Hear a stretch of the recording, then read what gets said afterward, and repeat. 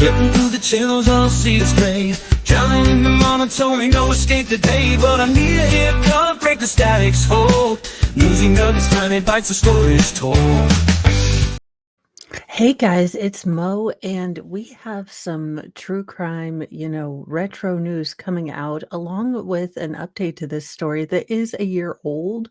But because I didn't know about it, I figured I'd let you guys know about it.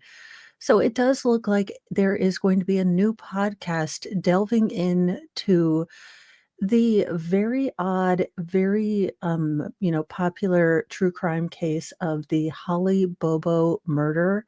So it does look like interest is coming back in this case. And there was a about a year old, but fairly recent update on this case that I will go on after this. But just to give you a little bit of background before we get into it, we'll read this article. She went into the woods and vanished. Years later, her family got devastating answers that they feared. New pieces of the Holly Bobo murder case will come to light in a new true crime podcast that is looking back at the 2011 abduction and unaliving of Tennessee nursing student Holly Bobo.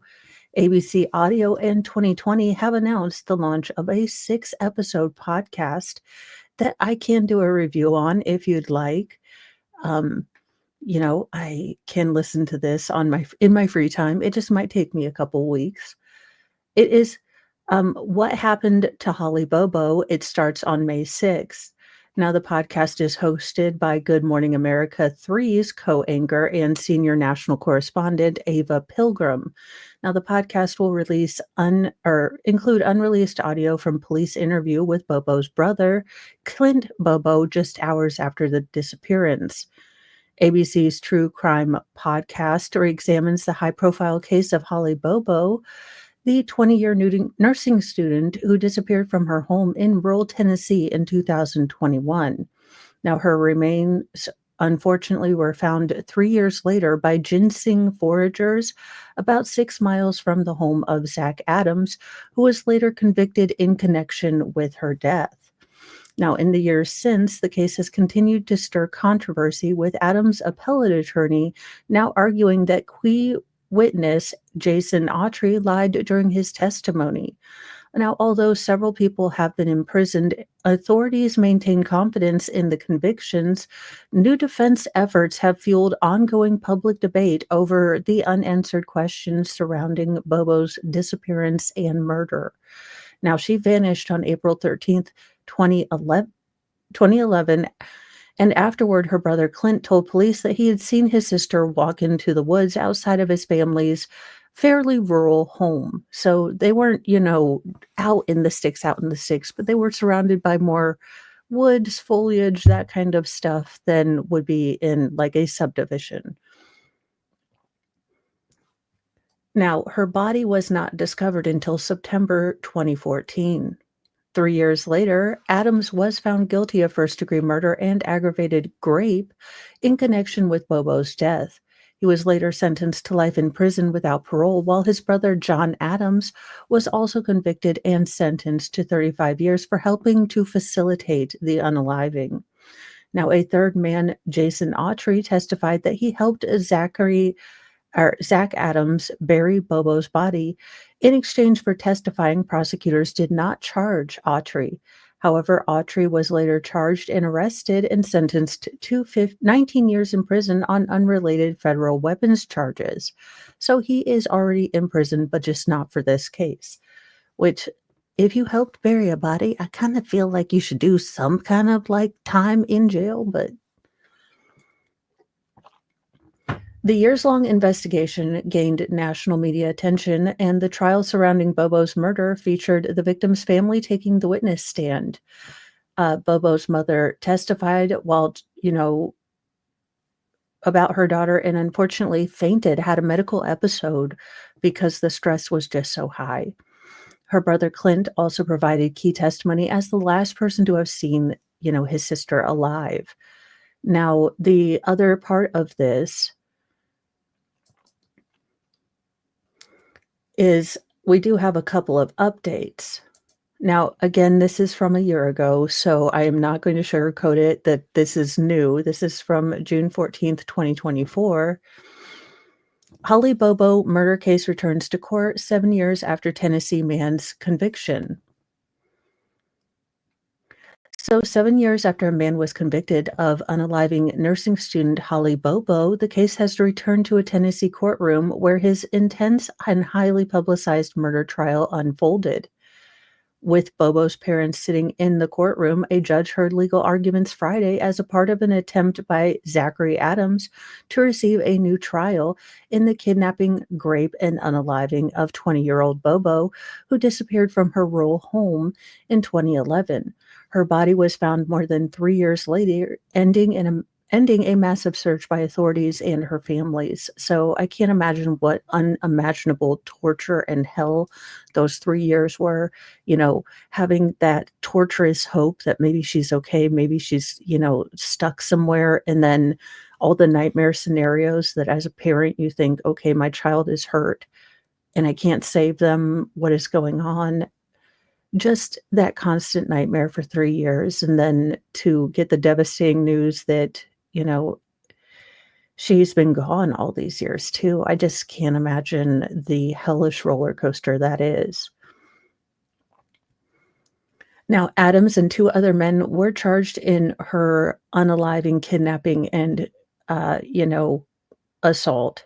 But the only trial in the case, was for Adams, who was convicted in 2017 on all charges and sentenced to life in prison plus 50 years. The Tennessee Court of Appeals upheld Adams' conviction in 2022, but a sparsely used legal filing emerged this past January, when Adams asked a Hardin County judge for a new trial based on statements made by Jason Autry, a key trial witness who said he is now recanting his testimony that helped convict his friend. So basically, Jason Autry turned state's evidence, but now he is saying that he lied or misled during his testimony. He would like to recant it. He no longer stands by his statements. Now, during the trial, Autry spoke in a calm, deliberative manner as an attentive trial jury listened to him recreate the day Bobo was kidnapped, assaulted, wrapped in a blanket, placed in the back of a pickup truck, driven to the side of the river, and then unalived. Autry told the jury that he served as a lookout as Adams shot Bobo underneath a bridge near a river. It sounded like boom, boom, boom underneath that bridge, but it was just one shot that echoed, Autry testified. Birds went everywhere, all up under that bridge, and then just dead silence for a second. Investigators found no DNA evidence connecting Adams to Bobo. Instead, they relied on testimony from friends and other jail inmates who said that Adam had spoken of harming Bobo after she passed away. The Tennessee Bureau of Investigation said the investigation was the most exhaustive and expensive in the agency's history. Witnesses painted a disturbing picture of drug life in Western Tennessee, and the trial featured high emotions. Bobo's mother, Karen, actually collapsed on the witness stand. Autry was also charged with kidnapping, grape, and unaliving, but received leniency for his testimony, which was praised by the trial judge as highly credible. Now, Autry pleaded guilty to lesser crimes, and he was sentenced to 8 years in prison. He was released in 2020, but was arrested 2 months later and charged with federal weapons violations. He is scheduled to be sentenced later this year following his guilty plea in the weapons case. No, I don't feel like giving to you right now. Now, Adams' brother, John Dylan Adams, also pled guilty to charges in the Bobo killing and was sentenced to 35 years in prison. Now, in this new filing, Zachary Adams, known as Coram Nobilis petition, says that Autry is now backing out on his testimony, claiming that he made up the story to avoid spending life in prison. For that petition to be successful, Adams must prove that he is presenting new evidence. The petition said that Autry met with a forensic neuropsychologist in December and admitted to making up the story after his lawyer told him before the 2017 trial that he was 95% certain of a conviction in the charges on the Bobo case. Now, Autry claims that he concocted the entire story in his jail cell before the trial while reviewing discovery evidence. Autry used extensive cell phone data to create the story, the petition said. He said he just created his day and added Holly to it, the petition does say.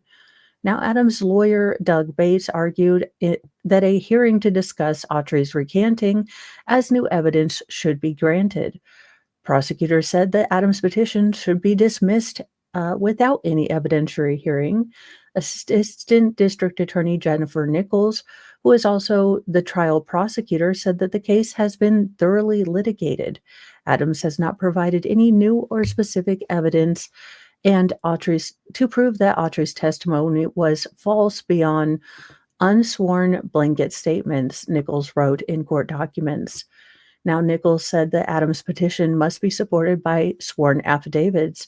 Autry's statements were presented to the court only in a video interview and not through affidavit form, and that was sealed from the public.